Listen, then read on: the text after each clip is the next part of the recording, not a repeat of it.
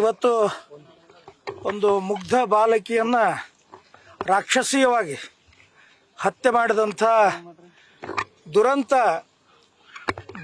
ಹುಬ್ಬಳ್ಳಿ ನಗರದಲ್ಲಿ ನಡೆಯೋದು ಬಹಳ ಇಡೀ ನಾಗರಿಕ ಸಮಾಜಕ್ಕೆ ಒಂದು ರೀತಿ ಆಘಾತ ಆಗಿತ್ತು. ಇಡೀ ರಾಜ್ಯ ಬೆಚ್ಚಿ ಬೀಳುವಂಥ ಘಟನೆ ಆಗಿತ್ತು.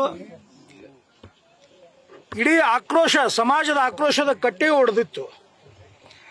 ಎಲ್ಲರದು ಆಗ್ರಹ ಒಂದೇ ಇತ್ತು, ಇಂಥ ರಾಕ್ಷಸರಿಗೆ ಎನ್ಕೌಂಟರ್ ಆಗಬೇಕು ಅನ್ನುವಂಥದ್ದು. ಬಹುಶಃ ಈ ಒಂದು ಜನರ ಆಕ್ರೋಶದ ಕಟ್ಟೆ ಹೊಡೆದದನ್ನು ನೋಡಿ ಭಗವಂತ ಸರಿಯಾದಂಥ ಶಿಕ್ಷೆಯನ್ನು ಕೊಟ್ಟಿದ್ದಾನೆ. ನಾನು ಪೊಲೀಸ್ ಇಲಾಖೆಗೆ ಅಭಿನಂದನೆಯನ್ನು ಹೇಳ್ತಾ ಇದ್ದೇನೆ.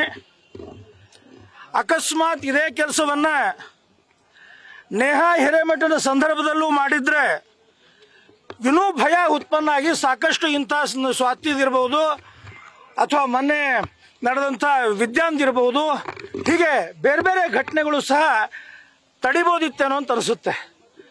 ಆದರೂ ಸಹ ಒಂದು ಉತ್ತಮವಾದಂಥ ಕೆಲಸವನ್ನು ಪೊಲೀಸ್ ಇಲಾಖೆ ಮಾಡಿದೆ.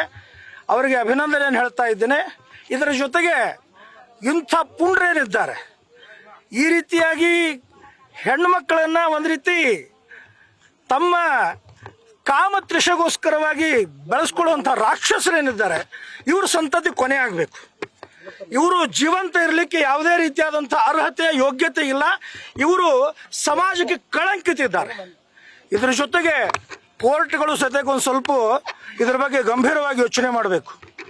ಅವರಿಗೆ ನೀವು ಈಗಾಗಲೇ ನೇಹಾ ಹಿರೇಮಠನ ಘಟನೆಯಲ್ಲಿ ನೋಡಿದೀವಿ ನಾವು, 1 ವರ್ಷ ಆಗ್ಲಿಕ್ಕೆ ಬಂತು. ಇನ್ನೂ ಅವನಿಗೆ ಒಳಗಡೆ ಇಟ್ಕೊಂಡು ಬಿರಿಯಾನಿ ತಿನ್ನಿಸ್ತಾ ಇದ್ದಾರೆ. ನಿಮಗೆ ಎವಿಡೆನ್ಸ್ಗಳಿದ್ದಾವೆ, ಸಾಕ್ಷಿಗಳಿದ್ದಾವೆ, ವಿಡಿಯೋಗಳಿದ್ದಾವೆ. ಆದರೂ ಸಹ ನೀವು ಇವತ್ತಿಗೂ ಅವ್ರನ್ನ ಇಟ್ಕೊಂಡಲ್ಲಿ ಅವನನ್ನು ಬೆಳೆಸ್ತಾ ಇದ್ದೀರಿ ಅಂತಂದರೆ ಅವ್ರಿಗೆ ಧೈರ್ಯ ಬರ್ತಾ ಇದೆ. ಅವರಿಗೆ ಈ ರೀತಿಯಾಗಿ ನೀವು ಟ್ರೀಟ್ಮೆಂಟ್ ಕೊಡೋದನ್ನು ಬಂದ್ ಮಾಡಿ ಇಮಿಡಿಯೇಟ್ಲಿ ಆ ನೇಹಾ ಹಿರೇಮಠನಿಂದ ಹಿಡಿದು ಯಾವ್ಯಾವ ಇಂಥ ಬಾಲಿಕೆಯರಿಗೆ ಈ ರೀತಿಯಾದಂಥ ಕೊಲೆ ಮಾಡಿದ್ದಾರೆ ಅವ್ರನ್ನ ಎನ್ಕೌಂಟರ್ ಮಾಡಬೇಕು ಅಂತೇಳಿ ನಾನು ಈ ಸಂದರ್ಭದಲ್ಲಿ ಆಗ್ರಹಿಸ್ತೀನಿ.